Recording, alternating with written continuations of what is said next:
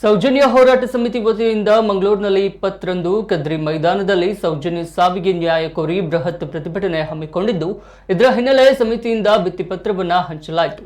ಮಂಗಳೂರು ನಗರದ ವಿವಿಧ ಬಸ್ ತಂಗುದಾಣದಲ್ಲಿ ಬಸ್ನಲ್ಲಿದ್ದ ಪ್ರಯಾಣಿಕರಿಗೆ ಪ್ರತಿಭಟನೆಯಲ್ಲಿ ಭಾಗವಹಿಸಲು ಕೋರಿ ಭಿತ್ತಿಪತ್ರವನ್ನು ಹಂಚಲಾಯಿತು. ಈ ಸಂದರ್ಭ ವಿವಿಧ ಕಾಲೇಜಿನ ವಿದ್ಯಾರ್ಥಿ ಸಂಘಟನೆಯ ವಿದ್ಯಾರ್ಥಿಗಳನ್ನ ಹಿಂದೂ ಸಂಘಟನೆಯ ಕಾರ್ಯಕರ್ತರು ಭಿತ್ತಿಪತ್ರ ನೀಡುವಲ್ಲಿ ಸಹಕರಿಸಿದರು.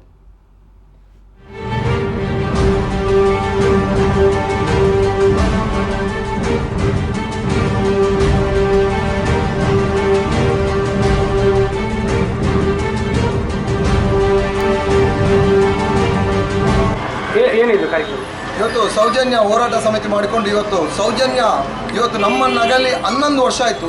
ಯಾಕಂದರೆ ಇವತ್ತು ಎಲ್ಲರಿಗೂ ಗೊತ್ತಿದ್ದಾಗೆ ಅತ್ಯಾಚಾರ ಮಾಡಿ ಇವತ್ತು ಕೊಲೆಗೈದಿದ್ದಾರೆ. ಇವತ್ತು ನೇತ್ರಾವತಿ ನದಿ ದಡದಲ್ಲಿ ಧರ್ಮಸ್ಥಳದ.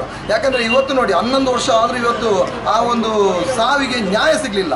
ಅದಕ್ಕೋಸ್ಕರ ನಾವು ಇವತ್ತು ಸೌಜನ್ಯ ಹೋರಾಟ ಸಮಿತಿ ಮಾಡಿಕೊಂಡು ಇವತ್ತು ನಾವೊಂದು ಪ್ರತಿಭಟನಾ ನಾಳ್ದು ಇದೇ ಬರುವ 20 ತಾರೀಕಿನಂದು ಒಂದು ಕದ್ರಿ ದೇವಸ್ಥಾನದಿಂದ ಒಂದು ಕದ್ರಿ ಮೈದಾನದವರೆಗೆ ಪ್ರತಿಭಟನೆ ಮೆರವಣಿಗೆ ಮಾಡಿಕೊಂಡು ಅಲ್ಲಿ ಒಂದು ಸಭೆ ಮಾಡ್ತಿದ್ದೇವೆ. ಅದಕ್ಕೋಸ್ಕರ ನಾವು ಇವತ್ತು ಬಸ್ಸುಗಳಿಗೆ ಇವತ್ತೊಂದು ಕರಪತ್ರವನ್ನು ಕೊಡುವ ಆಂದೋಲನ ರೀತಿಯಲ್ಲಿ ನಾವು ಇವತ್ತು ಕಾರ್ಯಕ್ರಮವನ್ನು ಮಾಡ್ತಿದ್ದೇವೆ. ಎಷ್ಟು ಕರಪತ್ರ ಹಂಚಿಕೆ?